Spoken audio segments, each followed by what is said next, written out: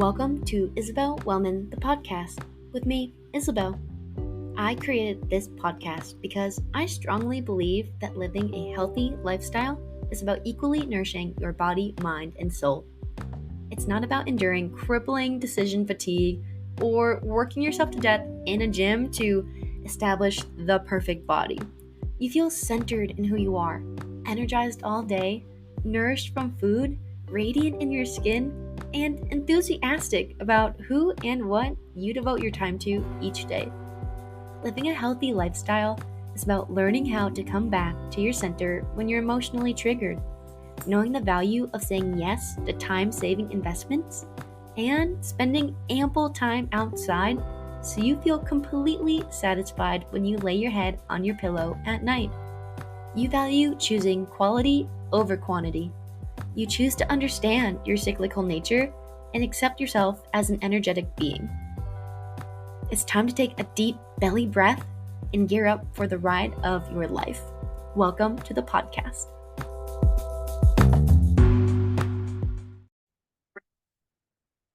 Hello, and welcome back to Isabelle Wellman Podcast with me, your host, Isabelle Wellman, on the show that explores the magic of being human.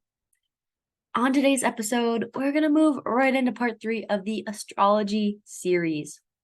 This conversation will be unpacking the houses. I'll be going over what the houses are and what they represent.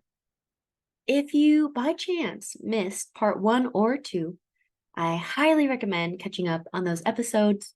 It'll give you a much better context for what you're learning about today. I will start by explaining the 3 parts of astrology that help us blend or synthesize the components of a natal birth chart. And if this catches your attention, make sure you are here for next week's episode because I will be going through various combinations of natal birth chart energies and showing you how to do this. Today will just be a simple overview to give you a little itch on that scratch or scratch on that itch. So to also recap, over the last 2 episodes, I have talked about the signs and the planets. Today, with the conversation on the houses, like I just said, you're going to be able to look at your own natal birth chart and have a better understanding of how to decipher the various placements. I highly recommend you write this down right now. The sign is how the energy is expressed.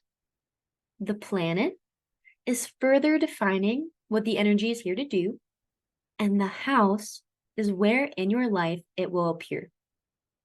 This is different for everyone and creates what is your unique personality. When you look at a birth chart at the 9 o'clock placement of the circle, that is representing the eastern horizon. This shows you what sign was rising when you were born. From there, you go counterclockwise, looking towards 6 o'clock placement, then 3, up to 12, noon, or PM, back to 9. Universally, Aries starts at the 9 o'clock, or what you will see in the natal birth chart is the 1.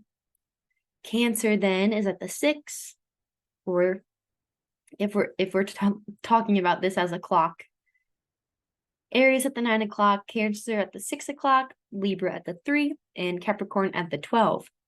If we're looking at the birth chart, Aries would be the 1, Cancer would be the 4, Libra would be the 7, and Capricorn would be the 10. Individually, this is going to be different for everyone because we are all born at different times, and that is the big picture part of this piece of the houses. And the houses shift pretty quickly. Every 2 hours, you're going to have a new rising sign at that eastern horizon line. That's why if you are born on the same day as your best friend, but you're 6 hours apart, you can be uniquely different.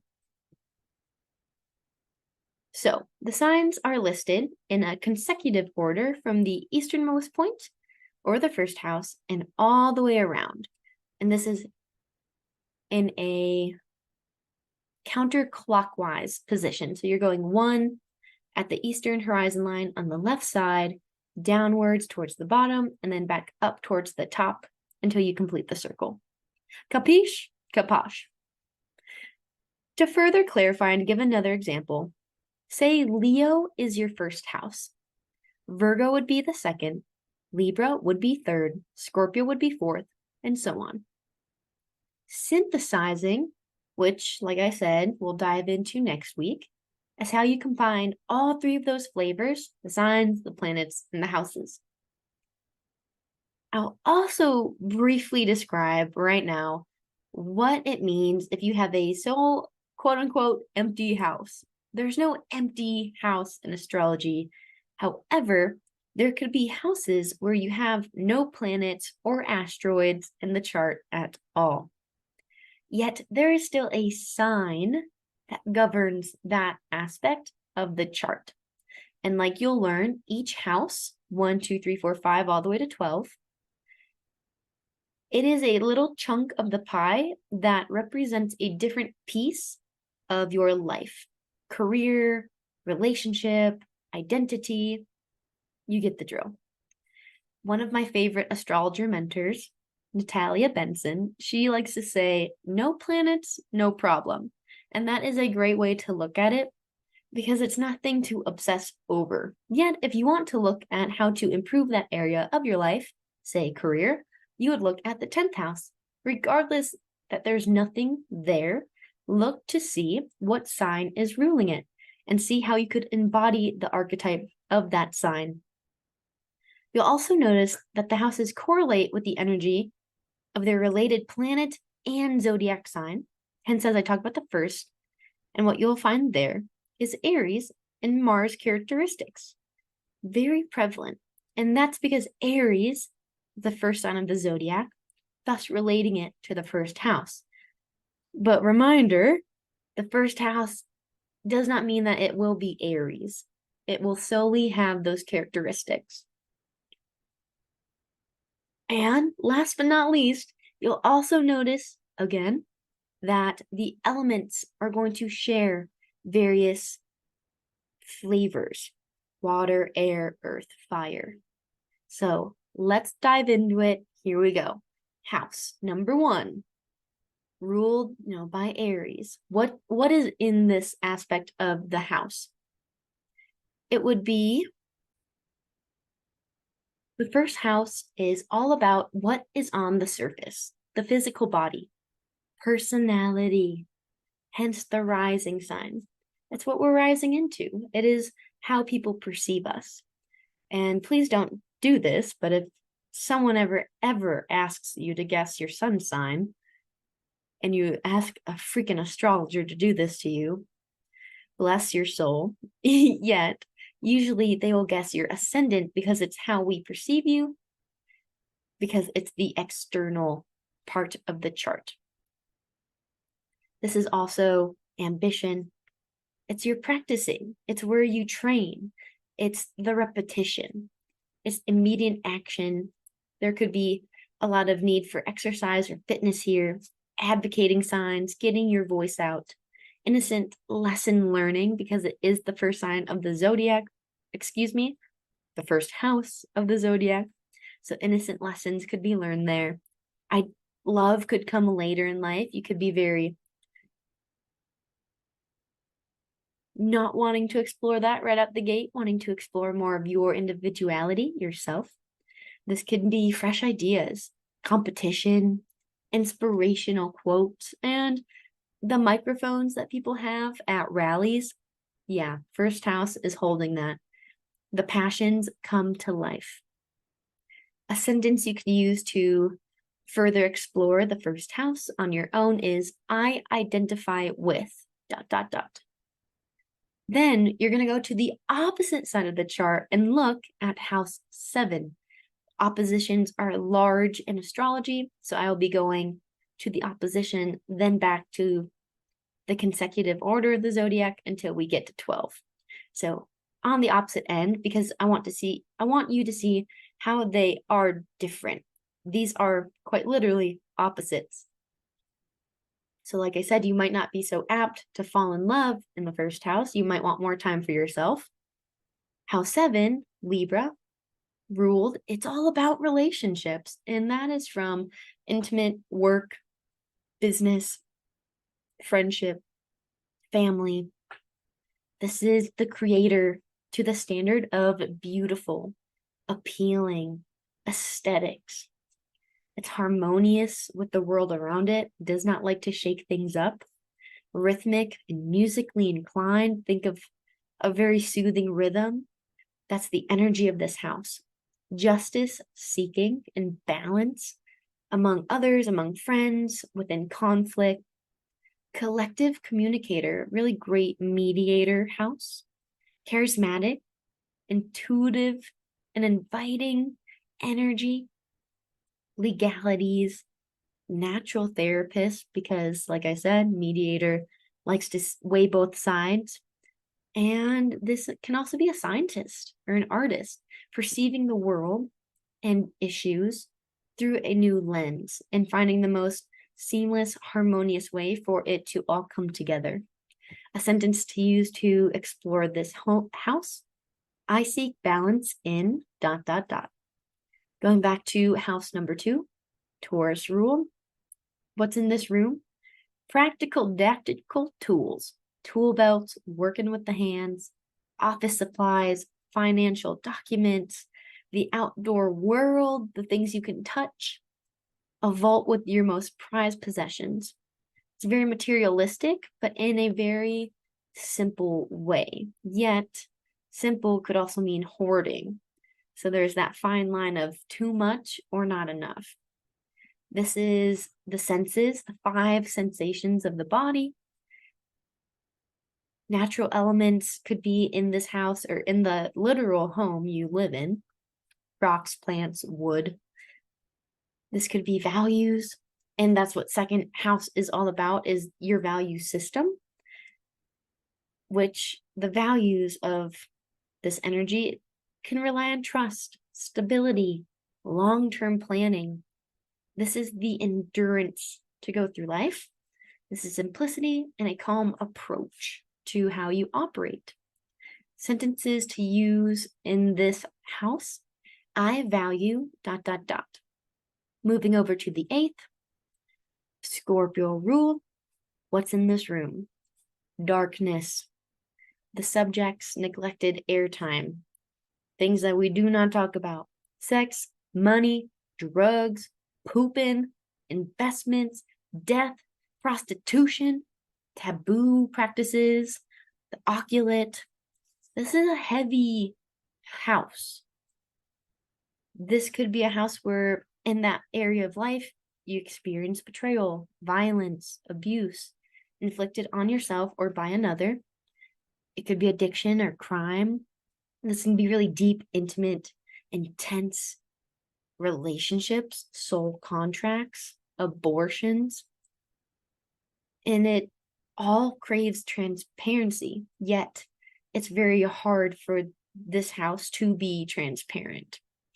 It's an array of personalities in this. It could be different disorders or manipulation.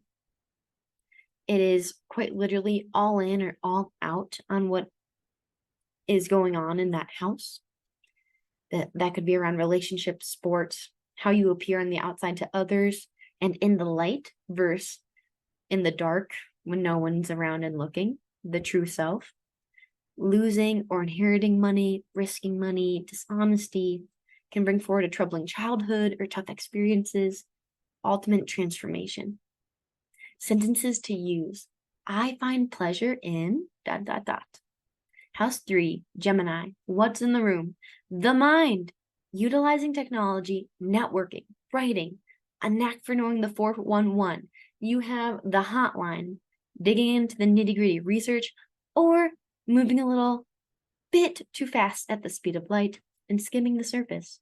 Ruler of transportation, with an emphasis on how you communicate locally and how you commute locally, like on a bicycle or the route you take to work. Who's on your commute and the style in which you operate. Friends, siblings, and extended family connections are emphasized here.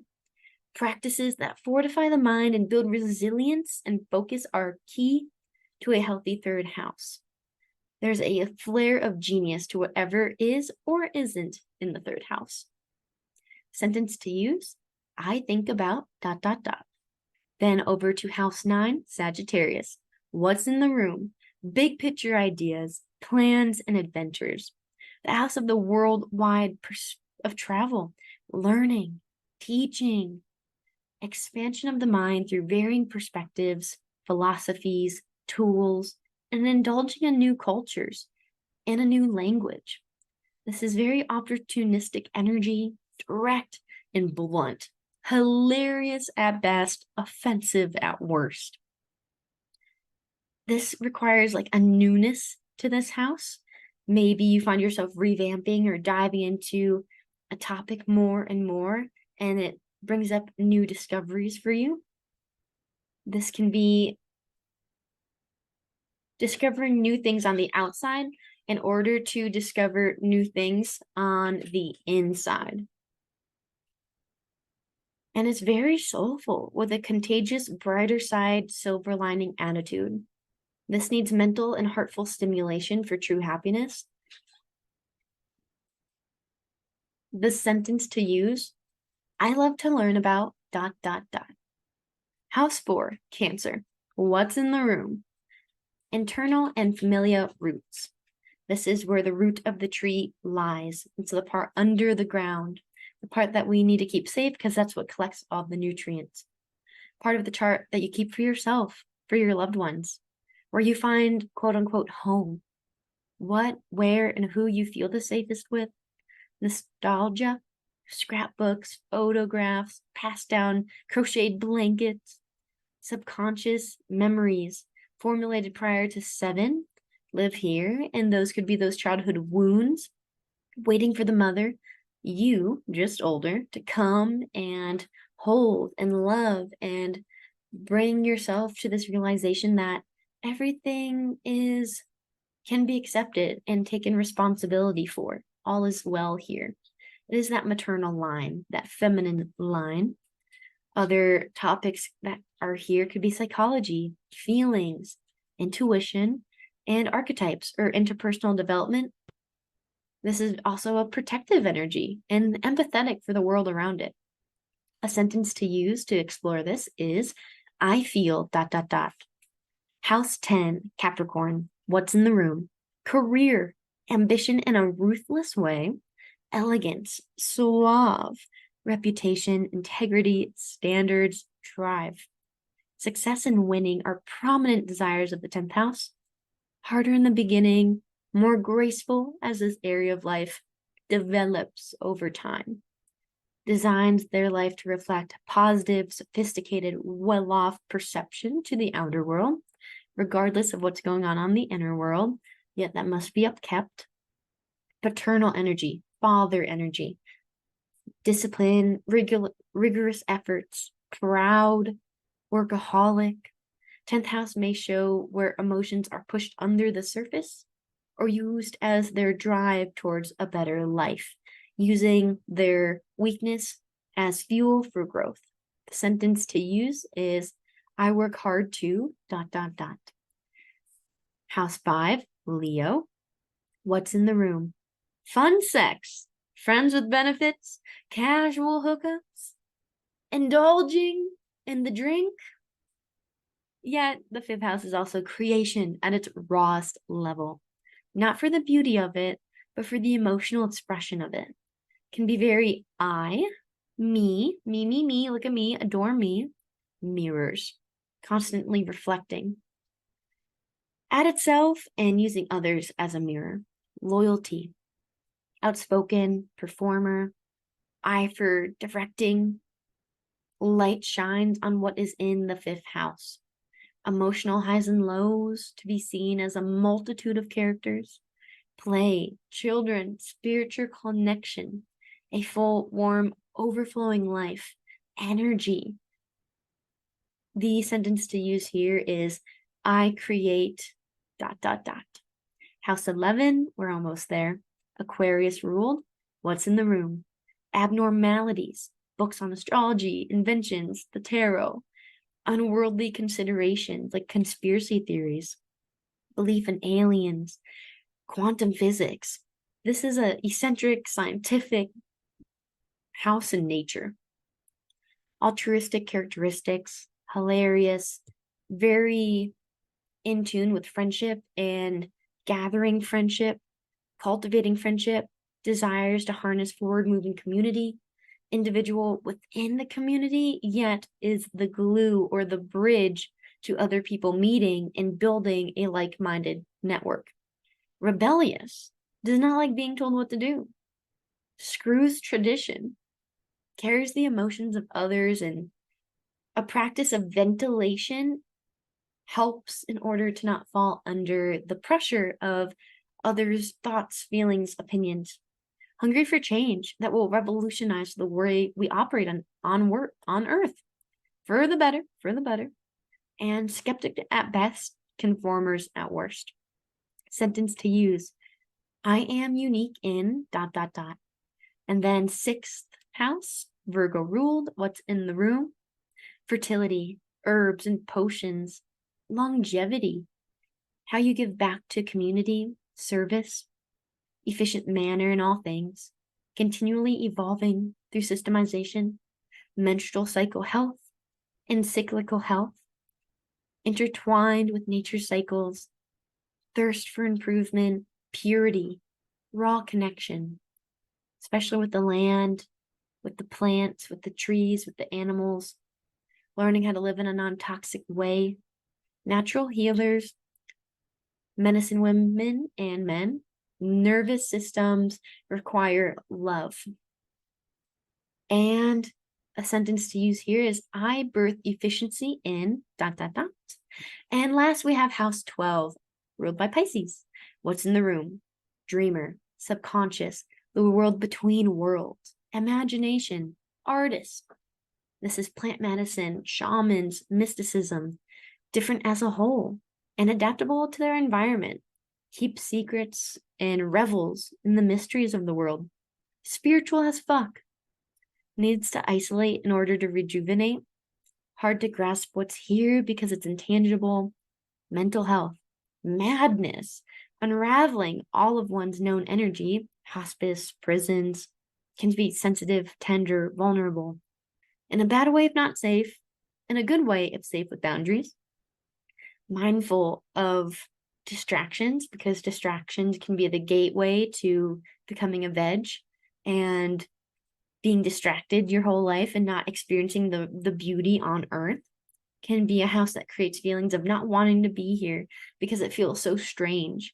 Yet rooting down and connecting and using the flow that is this house to guide you through life and to follow the positive good feelings and not to abort the mission that is a gift. The sentence to use here is I dream about ... And that's it. Today we covered the 12 houses, the 3 different flavors of the signs, planets, and houses, and how we will dive more into that next week, and how you can begin to piece this information together bit by bit. If you're enjoying this astrology deep dive on the houses, stay tuned. Next week's astrology series part 4 is going to be a blast where I share how to synthesize the energies of your natal birth chart, as well as how to use your intuition to guide you. I hope you have a great rest of your week, sending a lot of love your way.